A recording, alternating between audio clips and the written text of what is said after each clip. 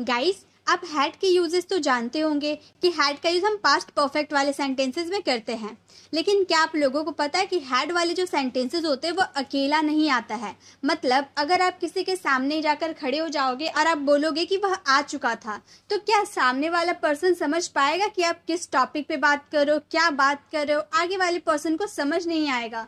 तो उसके लिए आपको आगे या पीछे कोई और बात को ऐड करना होगा, तब आपको ये बात बोलना होगा कि वह आ चुका था, तब आगे वाला पर्सन समझ पाएगा। तो हैड का यूज हम ऐसे ही सेंटेंसेस के लिए करते हैं जिसके आगे या पीछे कोई ना कोई दूसरा सेंटेंस जरूर रहता है, तभी दूसरे वाले सेंटेंस में हैड का यूज करते हैं। तो आज के इस वीडियो में हैड के यही यूजेस को सीखने वाले हैं कि कोई भी सेंटेंस हैड वाला अकेला नहीं आता है, वो अपने आगे या पीछे को कोई ना कोई सेंटेंस को जरूर लेकर आता है। तो हैड का हिंदी मीनिंग क्या होता है? चुका था, गया था, ली थी, दी थी। तो ज्यादातर हम हिंदी मीनिंग पे नहीं जाते, हम अपने बोलने पे डिपेंड करता है कि आप किस सिचुएशन में, किस समय पर कौन सी बात बोल रहे हैं। इसका स्ट्रक्चर होता है subject, then had, then verb का थर्ड फॉर्म, देन ऑब्जेक्ट। ये तो हम पास्ट परफेक्ट वाले स्ट्रक्चर है। जैसे वह आ चुका था, अब आप किसी के सामने जाकर बोले कि वह आ चुका था, तो आगे वाला पर्सन नहीं समझ पाएगा कि आप क्या बात करो। तो आपको पूरा सेंटेंस बोलना पड़ेगा कि आपके आने से पहले वो आ चुका था, रोहन के आने से पहले वो आ चुका था, वह आ चुका था, उसके बाद आप आए थे। तो ऐसे आपको पूरा सेंटेंस बोलना पड़ेगा, तब आगे वाले पर्सन को आपकी बात समझ में आएगी। तो ऐसे सेंटेंसेस में आपको हैड का यूज करना है। तो वह आ चुका था, ही हैड कम। वह आ चुका था, ही हैड कम। अब देखिए, अगर हम बड़ा पूरा सेंटेंस बनाए तो हम ऐसे बना सकते हैं ना, मेरे आने से पहले वह जा चुका था। आगे वाले पर्सन से जाके बोलोगे कि मेरे आने से पहले वह जा चुका था, तो आगे वाला पर्सन समझ जाएगा कि आप किस टॉपिक पे बात करो, क्या बात करो, क्योंकि आप पूरा सेंटेंस बोल रहे हो ना। मेरे आने से पहले एक सेंटेंस हो गया, वह जा चुका था दूसरा सेंटेंस हो गया, तो आगे वाले पर्सन समझ जाएगा। तो इसमें आपको हैड का यूज करना है। आप बोलिएगा ही हैड गॉन, वह जा चुका था बिफोर आई कैम, मेरे आने से पहले। He had gone before I came, मेरे आने से पहले वह जा चुका था। मैं जा चुका था, अब आगे तो कोई भी सेंटेंस हो सकता था। आपके आने से पहले मैं जा चुका था, रोहन के आने से पहले मैं जा चुका था। तो मैं जा चुका था के लिए बोलेंगे I had gone. I had gone, उसने खा लिया था, खाना खत्म होने से पहले उसने खा लिया था। She had eaten, she had eaten मतलब खाना थोड़ा सा बचा था, तो खाना खत्म ना हो जाए उससे पहले उसने खा लिया था। She had eaten. तो आपको समझ में आ गया कि हैड का यूज हम कैसे सेंटेंसेस में करते हैं। तो एक सेंटेंस आप लोगों के लिए, तुम्हारे खाने से पहले वह खा ली थी। तुम्हारे खाने से पहले वह खा ली थी, इसका आंसर आपको कमेंट बॉक्स में करना है। तो हैड का यूज ही ऐसे सेंटेंसेस के लिए होता है। जैसे आप बहुत सारे सेंटेंस ऐसे सुनते हो ना, पुलिस के आने से पहले चोर चोरी करके भाग गया, डॉक्टर के आने से पहले मरीज मर गया, या फिर मेरे बोलने से पहले तुमने ही बोल दिया। तो ऐसे वाले सेंटेंसेस के लिए हम हैड का यूज करेंगे। ठीक है, तो हैड का यूज समझ में आ गया। नेक्स्ट है, हैड के साथ अगर हम टू लगा देते तो उसका क्या हिंदी मीनिंग होता है? करना पड़ा या करना पड़ता था। कोई काम आप नहीं करना चाहते हो, फिर भी वो काम आपको करना पड़ा, या फिर आपको वो काम करना पड़ता था। दुनिया में ऐसा तो नहीं है कि आप सारे काम अपने मर्जी से करते हैं। कोई कोई तो काम ऐसा होता है जो आपको मजबूरी में करना पड़ता था। पास्ट में मजबूरी में वो काम आपको करना पड़ा या करना पड़ता था। तो उस सिचुएशन में आपको हैड टू का यूज करना है। सबसे पहले आपको सब्जेक्ट लगाना है, then had to, then verb का फर्स्ट फॉर्म लगाएंगे, देन ऑब्जेक्ट। ठीक है, हैड टू के बाद वर्ब का फर्स्ट फॉर्म आपका लगाना है। सबसे जरूरी किसी भी सेंटेंस को बनाने के लिए वर्ब्स की होती है, तो आपको वर्ब्स के फॉर्म को याद रखना जरूरी है। अगर आपको वर्ब्स नहीं आते हैं तो मैंने अलग से वर्ब्स की वीडियो बना रखी हूँ, उसे जरूर विजिट कीजिएगा। तो वर्ब का फर्स्ट फॉर्म लगाना है हैड टू के साथ। जैसे मुझे जाना पड़ा, मैं जाना नहीं चाहती थी फिर भी मुझे जाना पड़ा, I had to go. I had to go, मुझे जाना पड़ा। या फिर मुझे वहां जाना पड़ा, I had to go there. There हमारा ऑब्जेक्ट हो जाएगा। उसे खेलना पड़ता था, कोई काम करना पड़ता था। He had to play, he had to play, उसे मेरे साथ खेलना पड़ता था। He had to play with me, he had to play with me। उसे खाना पड़ा, she had to eat, she had to eat। मुझे पढ़ना पड़ता था, मैं पढ़ना बिल्कुल नहीं चाहता था लेकिन मुझे पढ़ना पड़ता था, मेरा एडमिशन हुआ तो मुझे पढ़ना पड़ता था।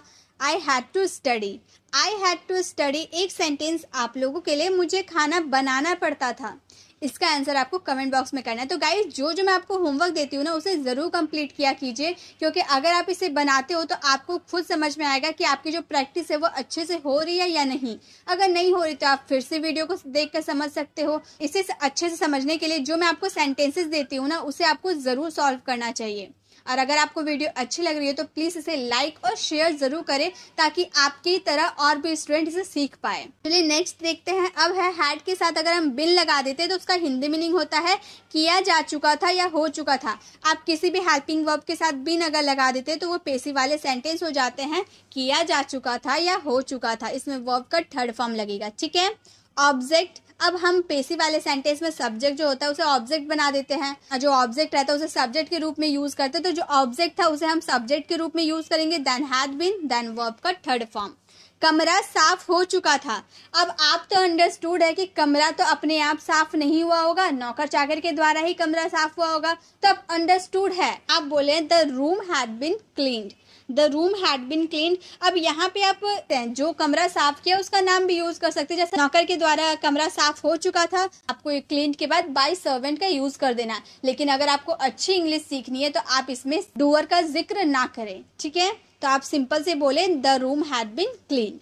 मुझे पढ़ाया जा चुका था, I had been taught, I had been taught. मुझे शिक्षक के द्वारा पढ़ाया जा चुका था, I had been taught by teacher. काम किया जा चुका था। अब काम तो अपने आप नहीं हो जाएगा, काम तो करना पड़ेगा, मम्मी द्वारा, नौकर द्वारा, दीदी द्वारा, किसी के द्वारा तो काम किया जाएगा। तो बोलेंगे the work had been done, the work had been done. काम किया जा चुका था। काम को किया नहीं गया था। अब नेगेटिव सेंटेंस में तो समझना जरूरी है। काम को किया नहीं गया था, the work had not been done. Had और बिन के बीच में आपको नॉट का यूज करना है नेगेटिव सेंटेंस में। The work had not been done, the work had not been done. काम को किया नहीं गया था। तो हैड बिन का यूज हम पैसिव वाले सेंटेंसेस में करेंगे। एक सेंटेंस आप लोगों के लिए है, मुझे घर भेजा गया था। इसका आंसर आपको कमेंट बॉक्स में करना है। नेक्स्ट है हैज और हैव। हैड के यूजेस तो हम लोगों ने देख लिया कि पास्ट में अगर कोई काम किया जा चुका था ऐसे वाले, या फिर चुका था ऐसा वाला सेंटेंस के लिए हैड का यूज करेंगे। लेकिन अगर हम प्रेजेंट में कोई काम कर चुका है, कोई काम कर लिया है, ली है, दी है, लिया है, दिया है, ऐसे वाले सेंटेंसेस के लिए आपको हैज या फिर हैव का यूज करना है। अब बात ये आती है कि हैज का यूज कहाँ करें, हैव का यूज कहाँ करें। तो ये मैंने तो आपको काफी बार समझाया और आपको समझ में भी आया होगा कि थर्ड पर्सन सिंगुलर जो होता है ना, थर्ड पर्सन सिंगुलर क्या होता है, ही, सी, इट या फिर किसी का नाम, तो उसमें आपको हैज का यूज करना है। और बाकी अदर जो भी आपका सब्जेक्ट बच गया उसमें आपको हैव का यूज करना है, ठीक है। क्लियर। स्ट्रक्चर है हमारा subject, then has, have, then verb का third form and the last object. ये हमारा प्रेजेंट परफेक्ट का सेंटेंसेस में रहेंगे। वह पैसे ले लिया है, पैसे लेने का काम फिनिश हो चुका है, परफेक्टली फिनिश हो चुका है। तो हम बोलेंगे he has taken the money, he has taken the money. मैं खेल चुका हूँ, आई हैव प्लेड, मैं क्रिकेट खेल चुका हूँ, आई हैव प्लेड क्रिकेट। हम क्रिकेट खेल चुके हैं, वी हैव प्लेड क्रिकेट। तो एक सेंटेंस से रिलेटेड आप बहुत सारे सेंटेंस खुद से फ्रेम कर सकते हैं, बस आपको स्ट्रक्चर ऑफ वर्ब्स के बारे में आपको जानकारी होनी जरूरी है। हमने परीक्षा दे दी है, we have passed the exam, हमने परीक्षा दे दी है, we have passed the exam. मैंने परीक्षा दे दी है, I have passed the exam, ठीक है। वह गया है, ही हैज गॉन, वह गया है, ही हैज गॉन, मतलब उसका जाने का काम खत्म हो चुका है, ही हैज गॉन। अब एक सेंटेंस आप लोगों के लिए, उसने एक किताब खरीदी है, उसने एक किताब खरीदी है। ये खरीदने के लिए हम बाय का यूज करते हैं और बाय का थर्ड फॉर्म क्या होता है वो आप देखिएगा और इसका आंसर आपको कमेंट बॉक्स में करना है, ठीक है। चलिए नेक्स्ट यूजेस है हमारे। हैज और हैव के साथ अगर हम बिन लगा देते तो उसका क्या मीनिंग होता है, किया जा चुका है, हो गया है। अभी मैंने थोड़ी देर पहले आपको बताया था कि किसी भी हेल्पिंग वर्ब के साथ अगर आप बिन लगा देते हो तो उसका हिंदी मीनिंग क्या होता है, किया जा चुका है या फिर हो गया है। उसके साथ आपको हैज बिन या हैव बिन का यूज करना है। और अभी तो मैंने आपको बताया कि हैज किसके साथ लगेगा, हैव किसके साथ लगेगा, तो वही स्ट्रक्चर को फॉलो करते हुए आपको आगे बढ़ना है। सबसे पहले आपको ऑब्जेक्ट लगानी है, देन हैज हैव के साथ बिन और वर्ब का थर्ड फॉर्म। ऑब्जेक्ट जो हम सब्जेक्ट के रूप में यूज करते हैं। राम को भेजा गया है, तो राम को किसी के द्वारा तो भेजा गया होगा, बॉस के द्वारा, पापा के द्वारा, मम्मी के द्वारा, मेरे द्वारा, किसी के द्वारा तो भेजा गया है। राम अपने आप तो नहीं चला जाएगा, तो उसे किसी द्वारा भेजा गया है। Ram has been sent, Ram has been sent, मुझे घर बुलाया गया है। I have been called home, I have been called home. काम किया जा चुका है, किसी के द्वारा काम किया जा चुका है। The work has been done, the work has been done. कमरा साफ हो गया है, किसी के द्वारा तो कमरा साफ हुआ होगा, तो कमरा साफ हो गया है। The room has been cleaned, the room has been cleaned by servant, servant के द्वारा कमरा साफ हो गया है। जब आपको प्रेजेंट में पेसिव वाले सेंटेंस बोलने हो कि किया जा चुका है या हो गया है, तो आपको हैज हैव के साथ बिन लगाना है, वर्ब की थर्ड फॉर्म लगानी है। ठीक है, एक सेंटेंस आप लोगों के लिए है, किताबें लिखी जा चुकी है। किताबें लिखी जा चुकी है, इसका आंसर आपको कमेंट बॉक्स में करना है। नेक्स्ट हमारा है हैविंग टू। हैविंग टू का मतलब होता है पढ़ रहा है, पढ़ रहा था। मतलब इसमें मैंने दोनों लिखा है भी लिखा है, था भी लिखा है, तो आपको समझ में आ गया कि आपका सेंटेंस प्रेजेंट में भी हो सकता है, पास्ट में भी हो सकता है, तो आपको उसी के अकॉर्डिंग अपने हेल्पिंग वर्ब को यूज करना है। इसका हिंदी मीनिंग पढ़ रहा है या पढ़ रहा था। अब ऐसा तो नहीं है कि आप सारे काम अपनी मर्जी से करते हैं, कोई काम तो आपको किसी के प्रेशर में करना पड़ता है। अब मम्मी ने आपको डांटा तो आपको मजबूरी में पढ़ना पड़ा, अब मम्मी ने डांटा तो आपको मजबूरी में कहीं बाहर जाना पड़ा। तो ऐसे ही काम जो आप करना नहीं चाहते हो लेकिन आपको वो काम करना पड़ रहा है, प्रेजेंट में या पास्ट में वो काम करना पड़ रहा था, तो आपको उसमें हैविंग टू का यूज करना है हेल्पिंग वर्ब के बाद। ठीक है, सबसे पहले आपको सब्जेक्ट यूज करना है, then helping verb, then having to, then verb का first form and the last object. ठीक है, जैसे हिंदी वाले सेंटेंस हो गए, मुझे पढ़ना पड़ रहा है, मुझे पढ़ना पड़ रहा है। मान लो आप खेलने के लिए बाहर निकल रहे थे, आपके पापा ने आपको देख लिया, तो आपके पापा ने आपको डांटा और बोला कि जाओ पढ़ाई करो, तो आपको रूम में जाकर पढ़ाई करना पड़ रहा है। उसी बीच मैंने आपको कॉल कर दिया, मैंने आपसे पूछा कि क्या कर रहे हो, तो आप बोल रहे कि मैं खेलने के लिए जा रहा था, पापा ने मुझे देख लिया, पापा ने मुझे डांटा, तो मुझे पढ़ना पड़ रहा है। तो उस वक्त आप बोलेगा I am having to study, I am having to study, मुझे अभी पढ़ना पड़ रहा है, I am having to study now. ठीक है, उसे खेलना पड़ रहा है, खेलना नहीं चाहता, प्रेजेंट वाले सेंटेंस है इसलिए इज ए मार्क लगा रहे हैं। ठीक है, उसे खेलना पड़ रहा है, he is having to play, he is having to play. तुमको खाना पड़ रहा था, अब यहाँ पर हम पास्ट की बात कर दिए ना, तुमको खाना पड़ रहा था, you were having to eat, you were having to eat. मुझे पढ़ाना पड़ रहा था, I was having to teach, I was having to teach. तो एक सेंटेंस आप लोगों के लिए मुझे वहां जाना पड़ रहा है, इसमें कौन से हेल्पिंग वर्ब लगेंगे ये आपको देखना है। तो जब भी आपको कोई काम मजबूरी में करना पड़ रहा है प्रेजेंट में, या कोई काम करना पड़ रहा था पास्ट में, तो उसमें हैविंग टू का यूज करना है वर्ब के फर्स्ट फॉर्म के साथ। ठीक है, नेक्स्ट है डू या डज। डू डज का मतलब होता है कोई कुछ नहीं करता, कोई कुछ नहीं करती, कोई कुछ नहीं करते। अब सिंपल तरीके से ये जान लो कि प्रेजेंट इंडेफिनिट में कैसे सेंटेंस आते हैं, ता है, ती हूँ, ऐसे वाले सेंटेंसेस आते हैं।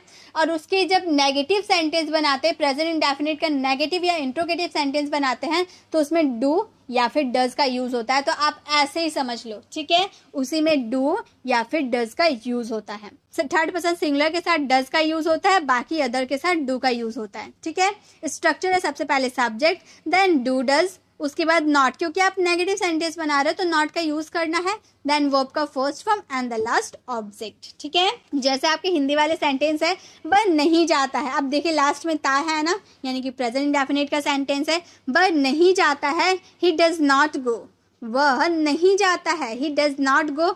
आप नहीं देखते, you do not watch, you do not watch.